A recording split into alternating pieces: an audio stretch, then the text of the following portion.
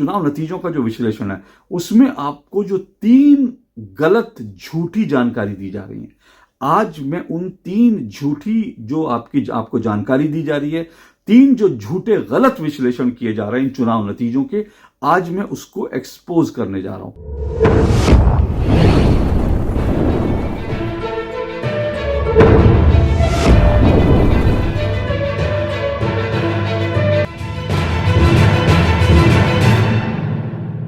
दिल्ली में चुनाव नतीजों का ऐलान हुए 60 घंटे से ज्यादा हो चुके हैं।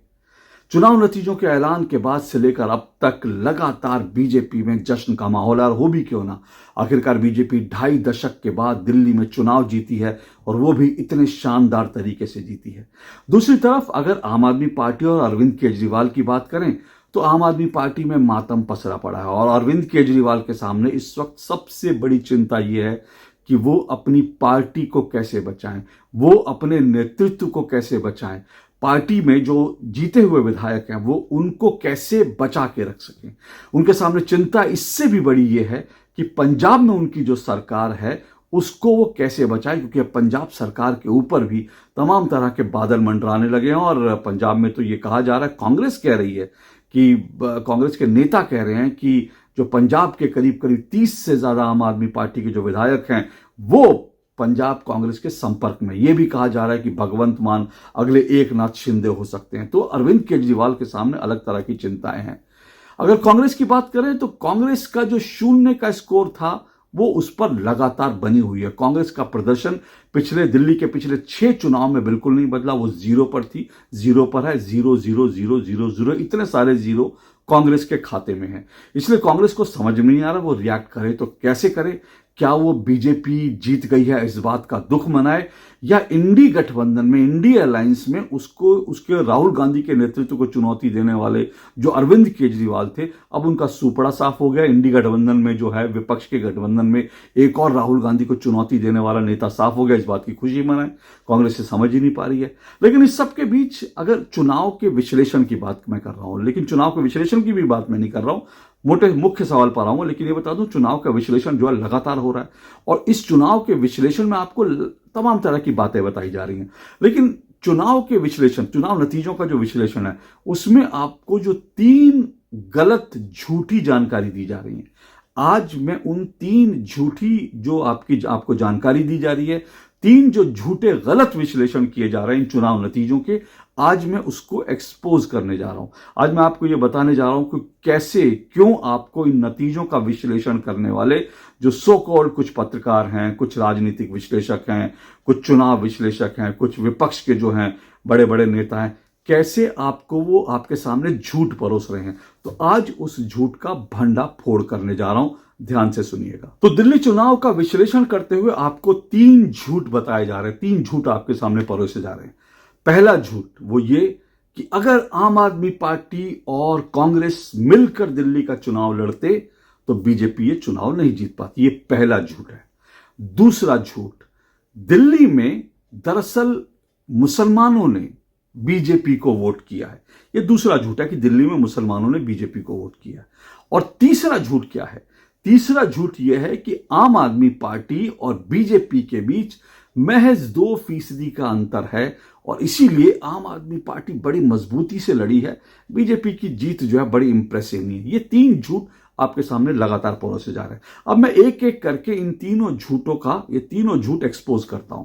पहला झूठ जो राजदीप सरदेसाई जैसे पत्रकार और कुछ राजनीतिक विश्लेषक फैला रहे हैं, वो ये कि अगर दिल्ली में आम आदमी पार्टी और कांग्रेस मिलकर चुनाव लड़ते तो फिर नतीजे कुछ और होते, बीजेपी को हराया जा सकता था और विपक्ष एक बार फिर जीत सकता था।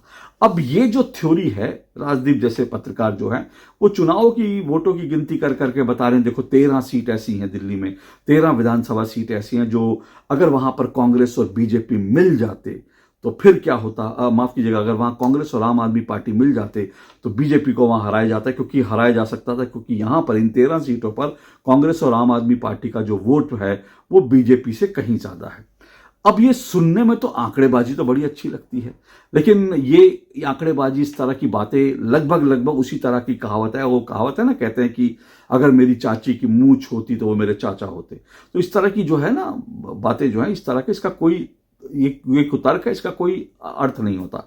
इसको मैं समझाने की कोशिश आपको कर रहा हूं। देखिए क्या है कि ये बड़ा सिंप्लीफिकेशन है।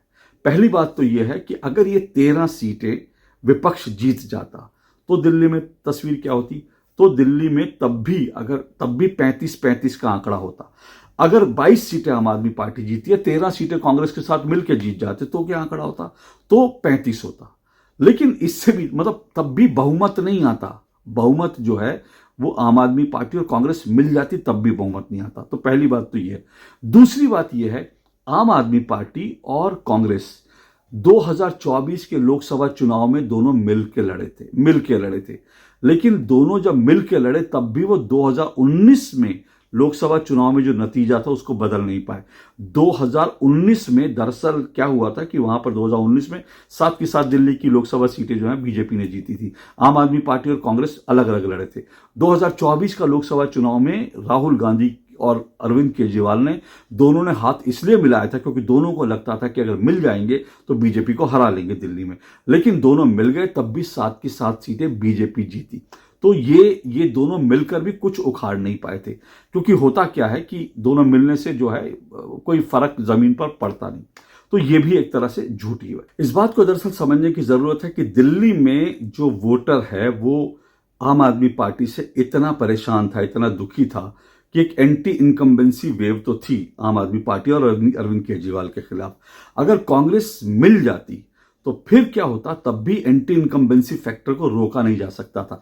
बल्कि अगर कांग्रेस और आम आदमी पार्टी मिलकर लड़ते तो अभी जो कांग्रेस को कम से कम जो है 6-6.5% वोट मिले, शायद उसको उतने भी वोट ना मिलते, क्योंकि एंटी इनकम्बेंसी के जो था, यानी कि बहुत सारे ऐसे वोटर हैं, कांग्रेस के वोटर हैं जो आम आदमी पार्टी को हराना चाहते थे और आम आदमी पार्टी को हराने के लिए उन्होंने कांग्रेस को वोट दिया। अब जैसे मैं उदाहरण के लिए आपको जो है आतिशी मारलेना की सीट की बात करता हूं। अब आतिशी मारलेना की सीट जो है, अब देखिए आतिशी जो है वो रमेश विदुड़ी से 3,521 वोटों से जीती हैं, सिर्फ 3,521 वोटों से जीती हैं। और यहां पर कांग्रेस की अलका लांबा को 4,392 वोट मिले। इसका मतलब क्या है कि जो आतिशी को हराना चाहते थे, ऐसे 4,000 से ज्यादा लोगों ने अलका लांबा को वोट दिया। अब अगर कांग्रेस और आम आदमी पार्टी दोनों मिलकर लड़ते और अलका और आतिशी को हराने वाले ये 4,000, आतिशी को हराने की जो है के लिए वोट करने वाले ये 4,000 अगर एंटी इनकम्बेंसी फैक्टर वाले जो हैं वो अगर रमेश विजुड़ी को चले जाते तो क्या होता? तो फिर जो है आतिशी हार जाती।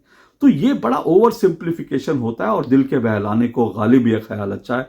तो राजदीप सरदेसाई जैसे लोग अपने दिल को बहलाने के लिए इस तरह के कुतर्क करते हैं कि हाँ जी देखो हराया जा सकता था, ये वो, इस तरह की हवा बनाने की कोशिश। ऐसा कुछ नहीं था। दोनों मिल जाते तब भी नतीजे यही रहते, क्योंकि एंटी इनकम्बेंसी फैक्टर नहीं बदलता। और कांग्रेस अगर आम आदमी पार्टी के साथ मिलती तो कांग्रेस को भी उस एंटी इनकम्बेंसी फैक्टर का खामियाजा भुगतना पड़ता। अब मैं आता हूं झूठ नंबर 2 पर। झूठ नंबर 2 क्या बोला जा रहा है कि दिल्ली के मुसलमानों ने बीजेपी के लिए वोट किया। अब लोगों को लग रहा है कि बहुत बड़ी खबर है, और ये खबर इसलिए भी ज्यादा चली क्योंकि जो साजिद रशीदी, जो एक मुस्लिम स्कॉलर हैं, मुस्लिम नेता हैं, उन्होंने जो वोट देने के बाद कहा कि मैंने तो बीजेपी के लिए इस बार वोट किया है। और चुनाव जब नतीजे आ गए तो साजिद रशीदी ने बाकायदा वीडियो बनाकर कहा कि आज मैं बहुत खुश हूं, जश्न का टाइम है और मैं प्रधानमंत्री नरेंद्र मोदी से मिलकर अपनी इस जीत की उनको बधाई देने के लिए मैंने उनसे समय मांगा है, और जो है इस जीत की बीजेपी को बहुत बहुत बधाई, ये वो फलाना ढिमकाना। वो कहते हैं कि आम आदमी पार्टी ने हमारे जैसे लोगों से जो है धोखा किया, ये किया वो किया, इसलिए वो आम आदमी पार्टी को उन्होंने हराने के लिए वोट किया, और बीजेपी हरा सकती थी इसलिए हम मुसलमान बीजेपी के साथ जा रहा है। क्योंकि ये वही साजिद रशीदी हैं जिन्होंने दरअसल इमामों को जो सैलरी ना मिलने पर जो है एक हंगामा किया था और अरविंद केजरीवाल के घर के बाहर प्रदर्शन किया था कि इमामों को 3 महीने से सैलरी नहीं मिली, उसको लेकर के। अब इस सब चीजों से ऐसा एक पिक्चर बनती है कि हाँ, ऐसा लगता है कि जो मुसलमान वोट है उन्होंने बीजेपी को भी वोट दिया। लेकिन अब मैं आपको बता रहा हूं ये भी एक झूठ है। कैसे? देखिए, दिल्ली में 7 मुस्लिम बहुल सीट है मोटे तौर पर, बाकी करीब करीब 15 ऐसी सीटें हैं जहां मुस्लिम वोट थोड़ा सा प्रभावी है, लेकिन मोटे तौर पर 7 विधानसभा सीटें हैं जहां जहां मुस्लिम जो हैं वो डोमिनेट करते हैं। इनमें मटिया महल, सीलमपुर, बल्ली मारान, ओखला, मुस्तफाबाद, चांदनी चौक और बाबरपुर, ये 7 सीटें हैं। अब इन 7 सीटों में से 6 सीटें, सोचिए 7 में से 6 सीटें आम आदमी पार्टी जीती है। और जानते हैं आम आदमी पार्टी यहां पर कितने वोटों के अंतर से जीती है? जो बाकी सीटें हैं दिल्ली की, उसमें तो बड़ा क्लोज मुकाबला रहा, कोई 2000 से, कोई 3000, कोई 5000, ऐसे ऐसे हार जीत होती रही। लेकिन इन 7 सीटों में से 6 सीटें जो आम आदमी पार्टी ने जीती हैं, वो आम आदमी पार्टी ने 30 से 42 हजार के अंतर से जीती हैं। 30 से 42 हजार। अब आप इससे अनुमान लगाइए कि मुसलमानों ने किस हद तक जो है वो आम आदमी पार्टी के लिए जाकर वोट किया है, बीजेपी के लिए वोट नहीं किया। और ये जो है वोट ये भी था कि बीजेपी के अगेंस्ट में था। सिर्फ एक मुस्तफाबाद सीट है जिसको कह सकते हैं कि जो बीजेपी जीत गई है, सिर्फ एक मुस्तफाबाद सीट। और मुस्तफाबाद सीट जो है बीजेपी कैसे जीती, वो एक अलग इंटरेस्टिंग कहानी है। दरअसल मुस्तफाबाद की कहानी जो है वो बड़ी इंटरेस्टिंग है, वो भी देखिएगा कैसे एक मुस्लिम बहुल सीट पर जो है बीजेपी जीत गई। यहां पर मोहन सिंह बिष्ट जो बीजेपी के हैं वो 17,000 वोटों से जीते हैं। और बढ़िया बात यह है कि उन्होंने चुनाव जीतने के बाद ये कहा है कि भाई मुस्तफाबाद इसका नाम नहीं रहेगा, इस कॉन्स्टिट्यूंसी का, इसका हम नाम बदलेंगे क्योंकि मुस्तफाबाद नाम नहीं चलेगा। तो ये तो खैर अभी पता चलेगा। लेकिन यहां पर क्या हुआ, यहां पर मुस्लिम बटे, इसलिए मुस्लिम आमतौर पर नहीं बटता है, लेकिन यहां मुस्लिम बटे इस वजह से जो है बीजेपी यहां जीतने में कामयाब रही। बटेंगे वाला जो फॉर्मूला है ना, वो यहां पर मुसलमानों पर भारी पड़ गया, बटे तो इसलिए यहां पर बीजेपी जीत गई। अब यहां पर जो है 3 प्रमुख उम्मीदवार थे आम आदमी पार्टी की। अगर बात करें तो अदील अहमद, उसके बाद अली मेहदी कांग्रेस से थे, और ताहिर हुसैन AIMIM से जीते, जो असदुद्दीन ओवैसी की पार्टी है। अब देखिए यहां पर क्या हुआ, यहां पर ऐसा है कि बीजेपी 17,000 वोट से जीत गई। अली अहमद जो है उनको 11,000 से ज्यादा वोट मिले। लेकिन हुआ क्या, असली खेल क्या? असली खेल ताहिर हुसैन ने किया, क्योंकि ताहिर हुसैन अकेले करीब करीब 33,500 वोट ले गए। अब ये ताहिर हुसैन वही हैं जो दिल्ली दंगों में जिनकी भूमिका थी और जिनके ऊपर केस चल रहा है, आरोपी है, उनके ऊपर केस चल रहा है, और जिन्होंने दिल्ली में हिंदुओं के नरसंहार का पूरा प्लान किया था, जो उनके आरोप पत्र में जो उनकी चार्जशीट है उसमें भी ऐसा ही लिखा है। अब ये ताहिर हुसैन ने 33,000 वोट लिए, इसलिए बीजेपी जीत गई। अब इसमें यह समझिए कि यहां पर दरअसल मुसलमान जो हैं वो डबल माइंड थे। उनको बीजेपी को तो हराना था, लेकिन करीब 33,500 मुसलमान ये चाहते थे कि वो ताहिर हुसैन जीत जाए जो दंगों का आरोपी है, जिसने हिंदुओं के खिलाफ नरसंहार किया। बाकी मुसलमान जो थे उन्होंने सोचा कि नहीं, आम आदमी पार्टी ही हरा सकती है। तो उन मुसलमानों ने बड़ी साइलेंटली और बड़े तरीके से वोट किया कि भाई बीजेपी को तो यहां पर जो है आम आदमी पार्टी गिरा सकती है, इसलिए आम आदमी पार्टी को वोट देना है। लेकिन 33,500 मुसलमान जो है उस दंगों के आरोपी, उस दंगाई ताहिर हुसैन के पक्ष में चले गए कि हमको तो दंगाई चाहिए, और इस चक्कर में जो है बीजेपी वहां चुनाव जीत गई। तो ये मुस्तफाबाद की कहानी है, एक अकेली सीट जो बीजेपी जीत पाई। तो इसके अलावा बाकी सीटें देखेंगे, फिर वही कहानी है कि जो है मुसलमानों ने बीजेपी को वोट नहीं दिया है। इस बात को बड़ा क्लियर कट, उनको मुसलमान उसी तरह से वोट करते रहे जैसे वो हमेशा करते। अब इसमें एक मटिया महल सीट भी जो है वो भी बड़ी इंटरेस्टिंग है, उसकी भी कहानी समझिएगा। ये जो मटिया महल विधानसभा सीट है, यहाँ 60% मुस्लिम है। यहाँ पे जो वोटर है 60%, 60% जो है मुस्लिम वोटर है, 40% जो है हिंदू वोटर है। अब इस मटिया महल में आप सोचिए बीजेपी को कितना वोट मिला होगा। सुनने में तो लगता है अगर हिंदू भी जो है मुसलमानों की तरह यूनाइट होकर, और मुसलमान जैसे हिंदू बीजेपी को हराने के लिए वोट करते हैं, अगर तमाम हिंदू मिलकर इन सो कॉल्ड जो सेकुलरिज्म के नाम पर मुस्लिम तुष्टीकरण करती हैं, अगर ऐसे उम्मीदवार को हराने के लिए मटिया महल के हिंदू वोट करते, तो बीजेपी को यहां पर करीब 40% में से 38-39% वोट मिलते। लेकिन ऐसा हुआ नहीं।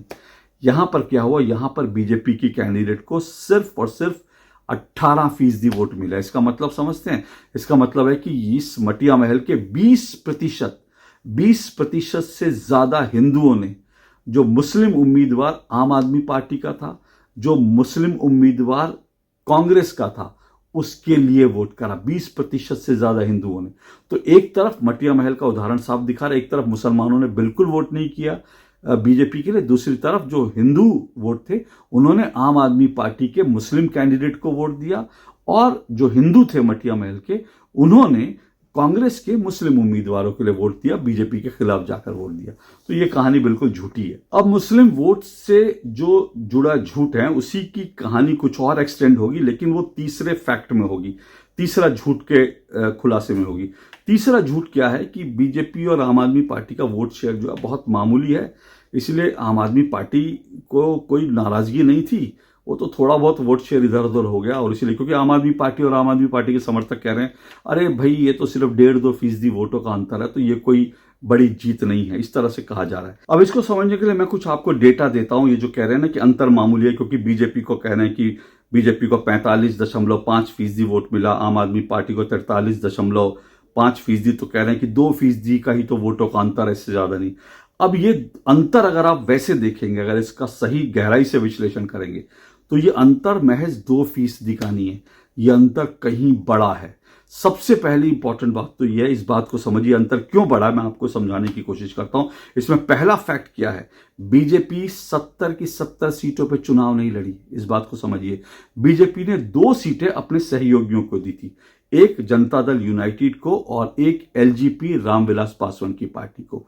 2 सीटें, ये जो 2 सीटें थी बुराड़ी और देवली, इन दोनों सीटों पर ये जनता दल यूनाइटेड और जो जेडीयू का उम्मीदवार था वो दोनों चुनाव हार गए हैं, ठीक है। अब यहां पर जो है जनता दल यूनाइटेड और को जो वोट प्रतिशत मिला है, जनता दल यूनाइटेड को करीब करीब 1.6% वोट मिला है, और देवली में जो एलजेपी जो चिराग पासवान की पार्टी है उसको करीब करीब 0.53% वोट मिला है। तो इन दोनों का वोट शेयर करीब 1.5% होता है। तो अगर आप बीजेपी के वोट शेयर की बात करेंगे तो ये बीजेपी की सहयोगी पार्टी थी, तो इनका वोट शेयर भी आपको जोड़ना पड़ेगा। तो अगर जोड़ेंगे तो फिर ये जो वोट का अंतर 2% बता रहे हैं, ये 3.5% हो जाएगा। और एक चीज और, जो शुरू में मैंने कहा था ना कि जो सीटों को लेकर कह रहे थे कि भाई राजदीप सरदेसाई जैसे लोग कि अगर ऐसा हो जाता वैसा हो जाता मिल के लड़ते, अगर ये 2 सीटें भी बीजेपी जीती होती, क्योंकि यहां पर जो उम्मीदवार थे वो बीजेपी के नहीं थे, और जाहिर सी बात है कि दिल्ली में बीजेपी का अपना एक स्ट्रेंथ है, एलजेपी जेडीयू को कोई बहुत बड़ी ताकत के रूप में देखता नहीं, वो तो बीजेपी ने एनडीए का और अपने सहयोगियों को साथ रखने के लिए दे दिया था।